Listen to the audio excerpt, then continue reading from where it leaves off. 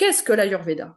Parce qu'en fait, moi, ce que je ressens dans ma pratique médicale, c'est que les patients sont très demandeurs de thérapeutiques complémentaires, hein, ils sont très demandeurs, surtout dans les pathologies chroniques. Mais qu'est-ce que l'Ayurveda? Déjà, rien que dans la définition du mot Ayurveda, on a déjà la notion qu'on va parler d'une médecine qui parle de la vie. Donc, c'est toujours quelque chose, enfin, moi, qui m'a interpellée dès le début en tant que médecin, de me dire, tiens, là, on ne parle pas de maladie, on parle plutôt de vie. C'est tout un système qui est en fait immense, qui va parler de la vie. Hmm. Ils ont tendance à se dire, bah, l'Ayurveda, c'est la nutrition, l'Ayurveda, c'est les plantes, l'Ayurveda, c'est se nettoyer. Mais c'est d'abord la possibilité à la personne d'être vraiment centrée en elle-même de façon à ce qu'elle ressente profondément à l'intérieur d'elle-même ce qui est juste pour elle à un moment donné pour rester en état d'équilibre, en état de santé.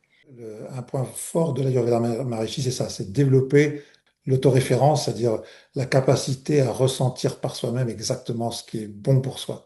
Et ça fait de la médecine de l'Ayurveda Maharishi une médecine personnelle. Vraiment une médecine qui est faite pour chacun. Est-ce que c'est vrai pour tout le monde? Est-ce que tout le monde est capable d'avoir cette autoréférence?